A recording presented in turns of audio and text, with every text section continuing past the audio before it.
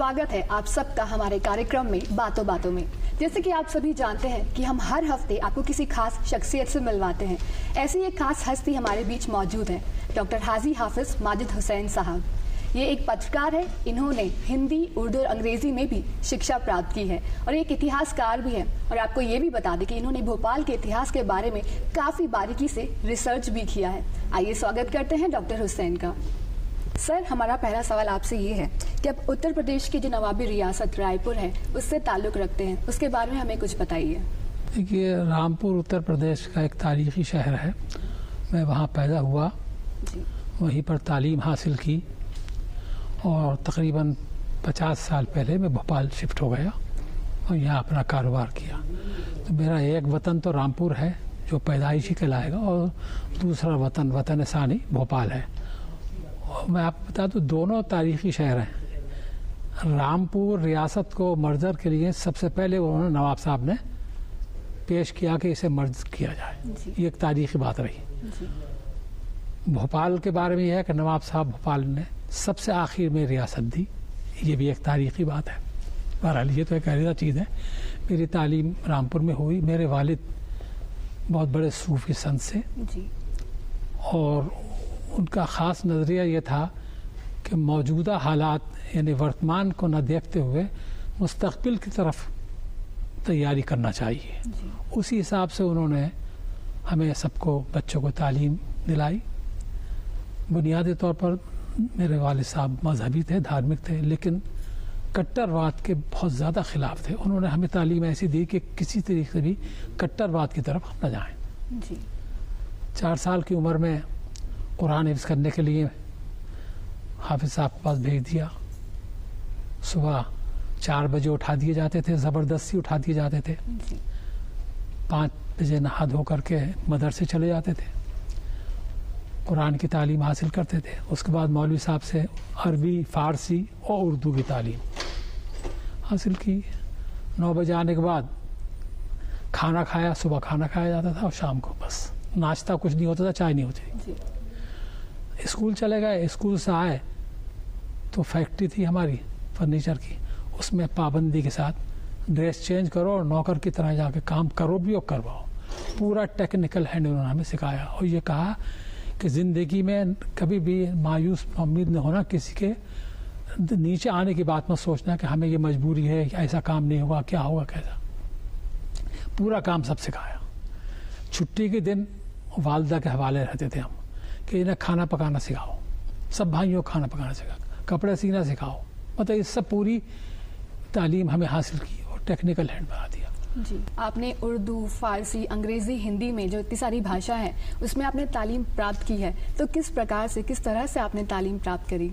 देखिए, मैंने आपसे कहा ना, सुबह को मदरसे में हाफिज़ पढ़ा, तालीम की। 10-11 साल की उम्र में हाफिज़ कर लिया। उसी के साथ नेक्स्ट आवर्स जो थे उसमें अरबी और फ़ारसी और उर्दू की तालीम वो मौलवी साहब पढ़ाया करते थे। जब तक कुरान हिफ्ज़ किया तब तक ये तालीम मुकम्मल हो चुकी थी। जब स्कूल की तालीम हम 10वीं क्लास तक पहुँचे तब तक बुनियादी तौर पर हमने सब तालीम हासिल कर ली थी। अब हमने स्कूल के बाद कॉलेज में जब गए तो वो सब बुनियादी तौर पर हमें सब सिखा दिया गया था कि ये सब का आपको मालूम है टेक्निकली। तो दुनिया की तालीम सब हासिल करी, ग्रेजुएशन किया। ग्रेजुएशन के बाद हमारे वालिद ने कहा कि अब आप बाहर जाइए सब भाई।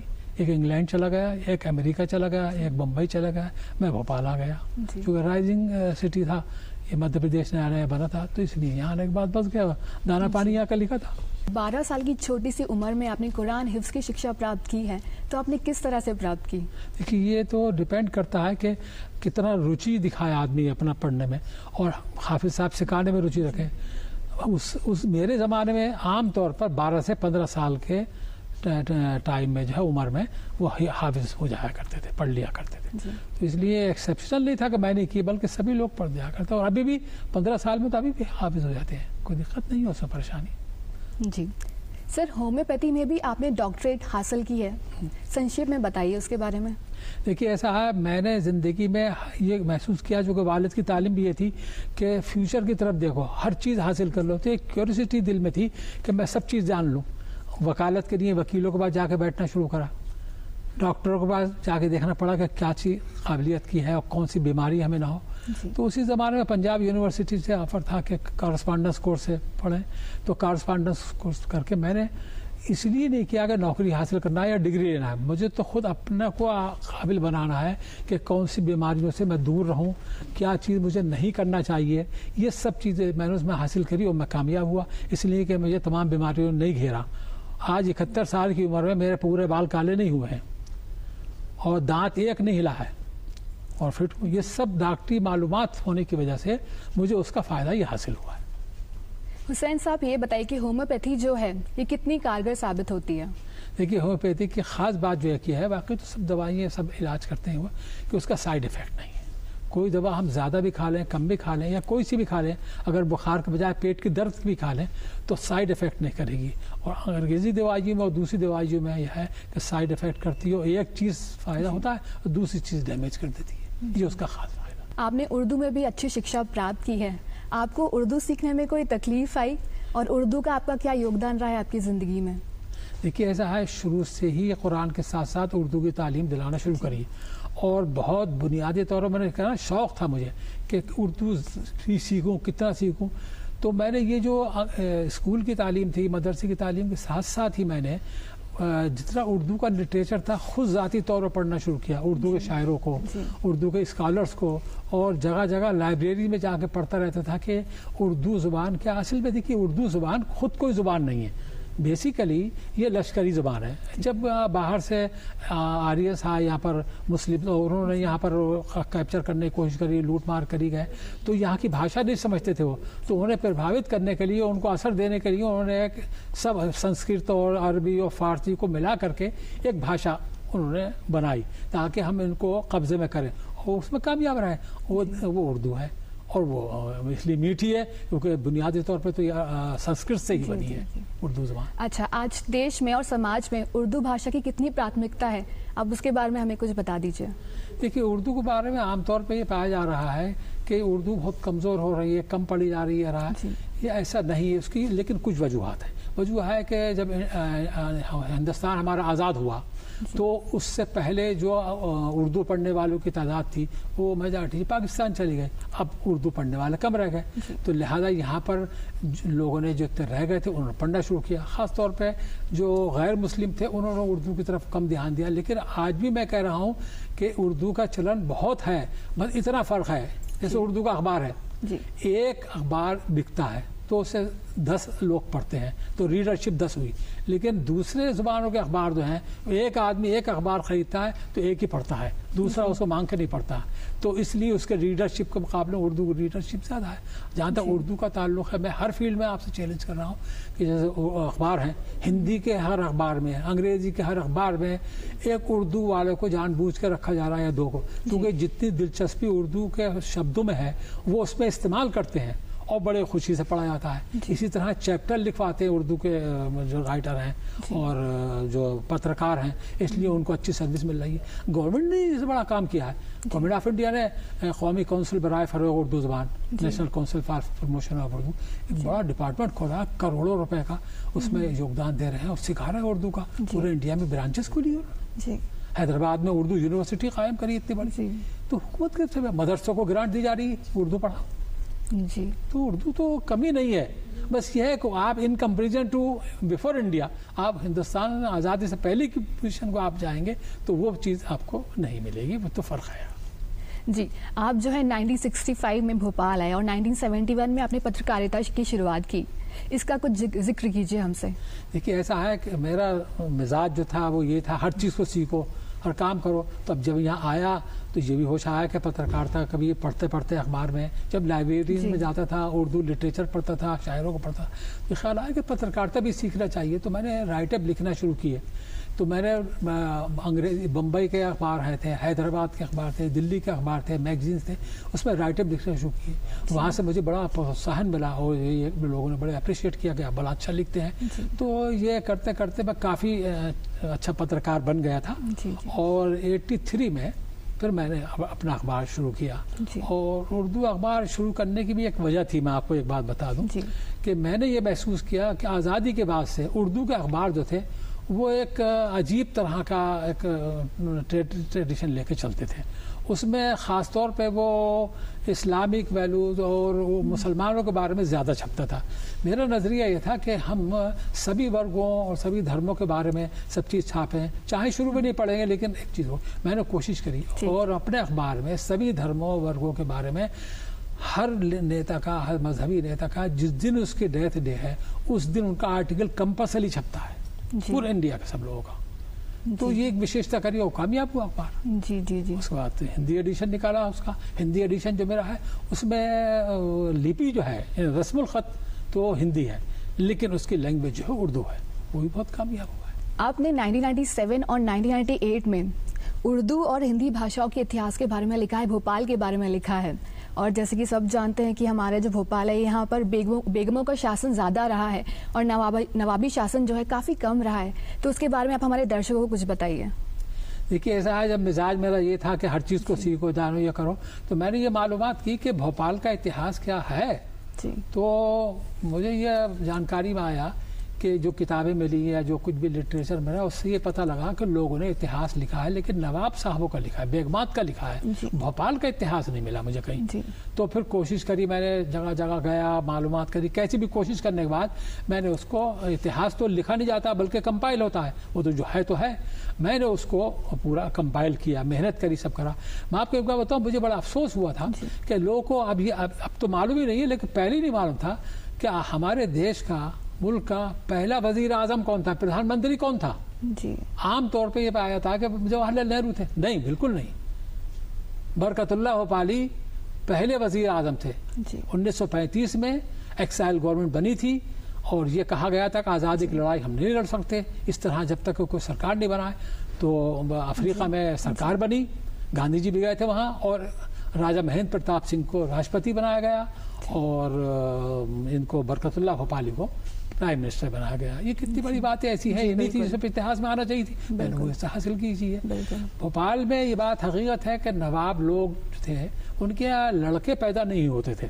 शुरू में नवाब दोस्त मोहम्मद खान 1611 में बांदा से, तो उन्होंने जंग की और कब्जा किया यहाँ पर, ये और उनके बाद उनका लड़का नहीं हुआ तो भाई उनके आए थे, उनका लड़का हुआ, उसे एडाप्टेड नवाब बनाया गया। फिर उसके बाद उनके भी लड़का नहीं हुआ तो उनके भतीजे को बनाया गया। फिर उसके बाद तो लड़की होना शुरू हो गई, कोई हुआ ही नहीं। और सबसे लास्ट में नवाब हमीदुल्लाह खान जो आखिरी नवाब थे जिनसे स्टेट ली गई, वो नवाब थे और कोई लड़का ही नहीं हुआ। ये लोग, लड़की जो यहाँ की थी वो नवाब हुआ करती थी और वो बाहर से शादी करके लाते थे और उनको टाइटल नवाब का दे दिया जाता था लेकिन पावर्स उनको कुछ नहीं थी, पावर्स बेगमें के हुआ करती। अच्छा हुसैन साहब, ये बताइए कि जो हमारे भोपाल के नवाब थे और भोपाल की जितनी बेगमें थी उनकी क्या क्या विशेषताएं थी, उसके बारे में कुछ बता दीजिए। देखिए ऐसा है, भोपाल के नवाबों की विशेषताएं भी अपने एजुकेशन का, नवाब शाहजहां बेगम ने लड़कियों के स्कूल खोले और तालीम का इंतज़ाम बड़ा ज़बरदस्त किया। इसी तरह एक बेगम थी माजी ममूला, जो रेत घाट पे उनका मकान था और मस्जिद बनाई थी। वो शाम को अंधेरा होते ही भेष बदल कर हर घर पे जाती थी और पूछती थी तुमने खाना खाया, कोई तकलीफ तो नहीं है। तो पूछती तुम कौन हो, तो बोले मेरे पास पैसा है, सामान है, मैं उन लोगों को बांटती हूँ।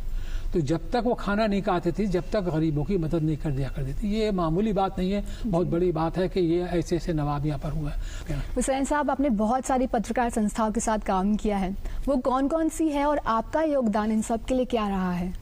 देखिए अब तो ये बात ख़त्म हो गई कि पत्रकार संस्थाओं का इतनी अहमियत नहीं रही है, लेकिन पहले क्या था कि पत्रकार लोग अपने बलबूते पर अपनी समस्याएं हल कराने में परेशान थे, ख़ास तौर पर सरकार से। तो मैं चूँकि ये स्ट्रगल करता था और मैं तनकीद मिजाज का था, इसलिए मैंने संस्थाएं ज्वाइन की। पहले अखिल भारतीय पत्रकार परिषद थी, वाराणसी उसका हेड ऑफिस था, उसका मुझे जनरल सेक्रेटरी बनाया गया। उसके बाद श्रमजीवी पत्रकार संघ का भी मैं पदाधिकारी रहा, इल्ला का जनरल सेक्रेटरी ऑल इंडिया रहा, इंडियन लैंग्वेज न्यूज़पेपर एसोसिएशन का, INS का मेंबर अभी भी हूँ, इल्ला का भी हूँ। और भी कई संस्थाएं थी, छोटी में थी, मैंने कोशिश करी। देखिए बात यह है कि पत्रकारों की संस्था हो या किसी की कोई संस्था हो, अगर वो सरकार को कन्विंस न कर पाए तो बेकार है। और सरकार कोई भी हो, मेरा कहना है कि वो सरकार कभी खिलाफ किसी का नहीं करती। अगर आप कन्विंस नहीं करेंगे तो वो नहीं करेगी। मैंने कोशिश करी और सरकार को कन्विंस किया कि देखिए ये गलत बात है, इसकी तकलीफ है, परेशानी हो। एक छोटी सी मिसाल दे तो बहुत बड़ा काम किया। 1986 में जब मोतीलाल वोरा चीफ मिनिस्टर थे, उनसे मैंने कहा साहब पत्रकारों को पुलिस प्रताड़ित करती, परेशान करती, आप इसके लिए कोई कानून ऐसा बना दे कि ये हो। उन्होंने कानून बना दिया कि कोई पत्रकार हो उसके खिलाफ FIR दर्ज नहीं होगी। ये ऑर्डर है मेरे पास अभी है। और किसी भी पत्रकार के खिलाफ को कार्रवाई करने से पहले DIG लेवल के स्तर के अधिकारी से पहले परमिशन लेना होगी और चालान पेश करने के लिए होम डिपार्टमेंट से परमिशन लेना पड़ेगी। वो आज तक ये चीज़ें कायम है, सिर्फ अब थोड़ा संशोधन हुआ है कि FIR दर्ज हो जाएगी, लेकिन बाकी कार्रवाई नहीं हो सकती। ये मैंने मिसाल दी, इस तरह के मैंने काम किए और बहुत सी सुविधाएं का उसको दिलवाया, तो उसमें कामयाब है। और अपने लिए कुछ ज़ाती तौर पर नहीं बल्कि लोगों ने किया मानसिक। हमें ये भी पता चला है कि आपको कौमी एकता अवार्ड से भी सम्मानित किया गया है और आप काफ़ी गौरव भी महसूस करते होंगे। तो इस एकता के लिए आपने क्या क्या कार्य किए हैं? देखिए मेरा मेन कार्य जो था उर्दू अखबार था, और उर्दू अखबार में अगर हम कौमी यकजहती का काम करें, जो मैंने मिसाल दी कि तमाम धर्मों वर्गों के लोगों के उनका लाइफ स्केच मैंने देना शुरू किया। वो रिकॉर्ड हुआ जगह जगह। पहले तो दिल्ली के जो बड़े अखबार थे, times of India, Indian express, Navbharat times, इसमें मेरे एडिटोरियल उसमें रिपीट किए गए हैं कि ये तो बड़ा अजीब तरह की बातें करी हैं। चूँकि मैंने कभी भी ये नहीं कोशिश करी कि मैं कट्टरवाद का सहारा लूँ, लेकिन इंडिपेंडेंटली जो कुछ भी मैंने किया वो सही तरीके से किया, तो लोगों ने अप्रिशिएट किया। और जो कौमी एकता के लिए काम कर रही है संस्थाएं, उन्होंने मुझे इसके लिए अवार्ड सम्मानित किया। बेसिक हिंदी और उर्दू पत्रकारिता है, उसमें क्या बेसिक डिफरेंस होता है? और जैसे कि आजकल के युवा लोग हैं वो जो है पत्रकारिता में जाना चाहते हैं, तो लड़के और लड़कियां जो हैं क्या उनके साथ इसमें भेदभाव होता है या सब एक समान है? मेरे नज़र में तो कोई भेदभाव नहीं होता और काफ़ी फील्ड अच्छा है। लड़कियों को भी काफ़ी जगह दी जा रही है, लड़कों को भी दी जा रही है। काबिलियत अगर हो तो उसमें कोई परेशानी नहीं है। मैं आपको अपनी बेटी का मिसाल बता रहा हूँ। ये भी बात कही जाती है कि साहब वो फ़िरका परस्ती है और मुसलमानों को दिक्कतें आती है और नौकरी नहीं मिलती। मेरी एक ही बेटी है और 1998 में पब्लिक सर्विस कमीशन में इंदौर में दिया, एग्ज़ाम दिया और इमीडिएटली उसका सिलेक्शन हो गया। आज वो एडिशनल कलेक्टर है। तो मेरे साथ तो कोई फ़िरका परस्ती नहीं हुई। मैं तो ये 19-20 तो होता है, तो सभी कौमों में है फ़िरका परस्ती, हम एक के लिए तो नहीं कह सकते। तो ये गलत बात है कि जगह नहीं दी जा रही है, सब जगह दी जा रही है। आज भी सर्विस कर रही है तो कोई परेशान नहीं कर रहा है पत्रकार तब अभी, बल्कि लेडीज़ को तो काफ़ी प्रोत्साहन दे रहे हैं अखबार वाले, और वो हर जगह उनको कोशिश कर रहे हैं कि जगह दें और वहाँ अट्रैक्शन होता है इस बात का कि भाई लेडी आई है। क्योंकि आज हमारे समाज में, हिंदुस्तानी तहजीब में है कि लेडी को प्रोत्साहन तो दिया जाता है, उसका इज्जत एहतराम किया जाता है। तो अगर कोई बात ऐसी भी होती है किसी की नज़र में, किसी ग्राहक की नज़र में या किसी ऑफिसर की नज़र में कि हम ये नहीं चाहते, अच्छा नहीं है, लेकिन वो लेडी के एहतराम में कहता अच्छा भाई ठीक है ऐसा कर दिया जाएगा ये वो, तो उससे कुछ फ़ायदा ही है, कोई नुकसान तो नहीं किसी सूरत से भी। जो विलीनीकरण आंदोलन था उसमें जो भोपाल एक रियासत था, उसको मध्य प्रदेश राज्य में किस तरह से, किस प्रकार से शामिल किया गया? देखिए ऐसा है, विलीनीकरण की जो हवा चली थी पूरे इंडिया में चली थी और ये कोशिश की गई कि किसी सूरत से इसका विलीनीकरण हो। सरदार वल्लभ भाई पटेल ने जैसी कोशिश शुरू की तो कई स्टेट्स में ये विलीनीकरण का आंदोलन हुआ। अब उसमें जो वहाँ के लीडर थे, भोपाल की अच्छी बात ये कि है विलीनीकरण में हिंदू और मुसलमान दोनों ही लोगों ने इसमें हिस्सा लिया और पूरी जद्दोजहद की, आज़ादी की इसमें लड़ाई में, और कामयाब भी हुए हैं। तो मैं आपको बता दूं, देखिए ऐसा है कि एक मिसाल दे रहा हूँ भोपाल की इसमें कि भोपाल के एक बड़े हिंदूवादी नेता कहलाते थे उद्धव दास मेहता जी। उन्होंने एक मरतबा अनशन किया किसी हिंदुओं के हित में, तो वो बैठते नहीं थे, सरकार ने पूरी ताकत लगा दी और वो विलीनीकरण आंदोलन में हुए थे। तो जब वो नहीं माने तो यहाँ एक शहर काजी अब्दुल वजूदुल हुसैनी साहब थे, और लोग उनके पास गए और हिंदू मुसलमान दोनों के साथ, भाई जी अगर ये मेहता जी अगर गुजर गए तो बड़ा नुकसान हो जाएगा भोपाल के लिए, और आप थोड़ा सा चले। तो चलो भाई, वो उठ के चल दिए और उनका जूस का गिलास लो। वहाँ पहुँचने के बाद उन्होंने कुछ नहीं कहा उनसे, उनका भाई ला जूस दो। उन्होंने जूस सामने रख दिया भाई जी के सामने और भाई जी ने उठा के पी लिया, उसे खत्म कर दिया। ये एहतराम इज्जत था, मैं आपको बता रहा हूँ मुसलमान हिंदुओं में। वो विलीनीकरण इसलिए कामयाब हुआ कि यहाँ इज्तिमाई तौर पर आपसी भेदभाव कुछ नहीं था और विलीनीकरण हुआ। डॉक्टर शंकर दयाल शर्मा को उसका इनाम भी मिला कि भाई चीफ मिनिस्टर बने। भोपाल के चीफ मिनिस्टर पहले बने, और ये भोपाल की रियासत जो मर्जर हुआ उसके बाद पहले भोपाल की कैबिनेट बनी थी, उसके बाद मध्य प्रदेश कैबिनेट बनी जी। तो उस वक्त उनको, और एक बात बताऊं आपको, डॉक्टर शंकर दयाल शर्मा के वालिद की स्थिति, आर्थिक स्थिति अच्छी नहीं थी। अच्छा। वो बेचारे वैद्य थे और फ्री दवा दिया करते थे, तो उनको पैसा कहाँ से आया? तो ये शंकर दयाल शर्मा काबिल आदमी था, पढ़ना चाहते थे, तो नवाब हमीदुल्ला खान ने इनको स्कॉलरशिप दिया और पढ़ाने के लिए इंग्लैंड भेजा, पूरा पैसा सरकार से दिया, पढ़ के आए काबिल हुए। ये मैं आपको मिसालें दे रहा हूँ कि यहाँ हिंदू मुसलमान का इत्तेहाद कैसा था, एक दूसरे में कोई फर्क नहीं था, और इन्होंने खिदमत की और देखिए कहाँ पहुँचे, राष्ट्रपति बन गए। तो हमारे लिए फख्र की बात है कि प्राइम मिनिस्टर भी यहाँ का हुआ, प्रधान वो राष्ट्रपति भी यहाँ का हुआ, इस जमीन को गौरव हासिल है। ये तो बड़ी बात है कि यहाँ के लिए सब कुछ हुआ है जी। हुसैन साहब, जैसे कि आपने भोपाल के इतिहास में बहुत सारा काम किया है और कहीं ना कहीं आपने भोपाल को बहुत ही महसूस किया है, तो आपके जहन में ऐसा कोई दिलचस्प किस्सा हो, अब उसके बारे में कुछ बताइए। देखिए, दिलचस्प बातें तो भोपाल की बहुत सी हैं, ख़ास तौर पर ये देखिए नवाब बेगमात थी यहाँ की, और उन्होंने यहाँ की लेडीज़ के लिए बहुत ज़्यादा रिफॉर्म किया, और 2-3 चीज़ें यहाँ की बड़ी मशहूर थी। पान, भोपाल का पान बड़ा मशहूर था, तो भोपाल के लड़कियों की शादी होती थी तो पानदान का खर्च स्पेशली उसमें नोटेड होता था कि इतना रुपया शौहर जो है वो पानदान का खर्च देगा, मतलब ताकि वो परेशानी ना हो लेडीज़ की। दूसरी एक बात मैं आपको बताऊँ, ये खुशी की बात है और लोग खुश होंगे कि नई चीज़ थी यहाँ परंपरा, आज भी है बल्कि वो, कि लड़की की शादी जब होती है, तय होती है, तो उसके लिए कपड़े जाते हैं, जेवर जाता है, चढ़ावा होता है, जिसे बरी कहते हैं। तो भोपाल में बरी का जोड़ा जाता था, वो ज़्यादा कीमती होता था, होता है अभी भी, लड़की की माँ का। लड़की के दुल्हन से ज़्यादा उसका कीमती जोड़ा होता है, वो कहलाता है दूध का जोड़ा। यानी वो दूध का हक अदा करता है होने वाला शौहर और घर वाले कि आपकी औलाद को हम ले रहे हैं, तो उसका दूध का हक अदा कर रहे हैं। ये अच्छी बात है, बहुत खुशी की बात है, इज्जत अफजाई एक औरत की है, उसकी माँ की। तो ये कुछ ट्रेडिशन यहाँ के थे। इसी तरह पार्क बनवाए थे कि लड़की बजाय इधर उधर घूमने फिरने के, वह पार्क में चले जाए। ये परी पार्क तो मशहूर है वहाँ का, जहाँ उसका आगे बिल्डिंग बनी हुई, वो पहले एमिनरस था उसका। तो कुछ चीज़ें उन्होंने की, बाकी कई रिफॉर्म पे काम किए हैं। मेरा एक जो आखिरी सवाल आपसे है कि आज के भोपाल में और पुराने भोपाल में आपको क्या अंतर महसूस होता है? अब भाई बात एक ये है कि अफसोस की बात एक है कि तहजीब जो हिंदुस्तान की थी असली, वो मिटती जा रही है, यहाँ पर भी कम होती चली जा रही है। वो बात मज़ेदारी नहीं रही, एक दूसरे से लड़ाई झगड़ा, एक दूसरे को कोर्ट में जाना, ये करना। मैं आपको एक मिसाल दूँ, मैं जब भोपाल में आया था तो कुछ मोहल्ले में लड़के लड़ते रहते थे और आपस में गुत्थम गुत्था हुए। इस बीच में देखा एक बुजुर्ग आदमी, वो किसी भी कम्युनिटी का था, वो आया, उन्होंने 2 चांट उसके मारे और 2 चांट दूसरे को दिए, और चल भाग यहाँ से। वो चले गए, मुँह से ज़बान ने निकाला, ख़त्म हो गया मसला। इसी तरह जामे मस्जिद में हिंदू लोगों का आपस में विवाद होता था, कोई झगड़ा होता था, चलो जामे मस्जिद में, जामा मस्जिद में जाके बैठ करके उसको विवाद को सुलझाते थे। यानी एहतराम था मस्जिद का। आज मस्जिद का एहतराम नहीं रहा है। क्यों नहीं रहा? हिंदुओं के नज़र में हिंदू नहीं कर रहा वो, बल्कि खुद हमारे कुछ अमाल ऐसे हैं, हमने उसको इतना विवाद इस तरह कर दिया है कि वो एहतराम खत्म हो रहा। ये चीज़ें ऐसी थी, पहले कोर्ट में केस नहीं जाते थे इतने, आपस में सुलझा लिया करते थे।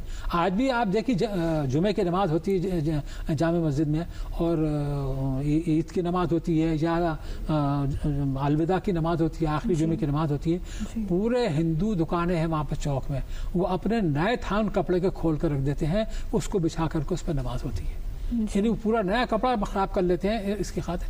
तो ये क्या जज्बा है? यानी वो क्यों, उसको मतलब नहीं कि 100-200 1000 2000 10 5000 रुपए पैसे दे दें, नहीं, प्रैक्टिकल है जी। आज भी चीज़ें हैं, ट्रेडिशन है, और लेकिन थोड़ा थोड़ा कम होता चला जा रहा है, कमी हो रही है। थोड़ा नौजवान तबके में इज्जत एहतराम नहीं हुआ, उसकी भी जिम्मेदारी माँ बाप पर है। मैं ये नहीं कह रहा हूँ कि कुछ दूसरे लोग हैं, बाप के सामने बेटा बैठ रहा, हम बाप के सामने कभी बैठे नहीं। वालिद जी। हुसैन साहब, चलते चलते मैं आपसे एक और सवाल पूछना चाहूँगी। आपने भोपाल के इतिहास के बारे में इतना काम किया है, आपने पत्रकारिता भी की है, आपने इतनी पढ़ाई की है, तो आगे आप जो है कुछ काम करना चाहेंगे? आपके फ्यूचर प्लान्स क्या क्या हैं? देखिए, ऐसा आप 71 साल की उम्र हो गई, तो जाने के ऊपर जाने की तैयारी है। मैंने अपने बच्चों को इस काबिल कर दिया है कि मेरी तरह ही बने। मैंने उनको भी वो तालीम दी है। हमेशा ये तालीम मेरे बाप ने भी दी थी, मैं भी दे रहा हूँ कि जो कुछ भी तुम सीखो अपने लिए सीखो, समाज सेवा करनी मत सीखो। ये बात की बात है, पहले तुम खुद अच्छा हो जाओ। मैं आज दिल से ये नहीं सोचता कि टेढ़ा निकल जाऊँ या गलत गाड़ी ड्राइव कर लूँ या फलां का माल ले लूँ या उसको काबिल ना, दूसरों को देख करके खुद हासिल करने की कोशिश करो। वही मैंने बच्चों को अपने कर दिया है। 3 बच्चे हैं जी। इस्लामी कानून के मुताबिक मैंने फैमिली प्लानिंग अडॉप्ट किया और 3 बच्चों के बाद बंद कर दी। बेटी को एडिशनल कलेक्टर बना दिया, बेटा एक एडवोकेट है, छोटा बेटा इंजीनियर है। तो वो पूंजी मेरी ये है और वो जो कुछ जब मैंने करा था वो करना है। अब मुझे क्या करना है, मैंने इतना कमा लिया, प्रॉपर्टी बना ली, अखबार चल रहा है, बेहतरीन किस्म का चल रहा है। अब आगे क्या करूँगा, करके छोड़ के जाना है, लौट के तो आना नहीं है। पुनर्विचन तो मैं मानता नहीं कि होगा। तो इसलिए अब ज़्यादा लालच कि नहीं साहब ये भी कैप्चर कर लो, वो भी कैप्चर कर लो। दर्शकों, हमें उम्मीद है कि आपको माजिद साहब की बातें बहुत अच्छी लगी होगी और हम माजिद साहब से और भी बातें पूछना चाहते थे, लेकिन समय नहीं हमारे पास, इसलिए आप हमें दीजिए इजाज़त। हम आपसे फिर मिलेंगे इसी कार्यक्रम में अगले हफ्ते। तब तक के लिए हमें दीजिए इजाज़त। नमस्कार।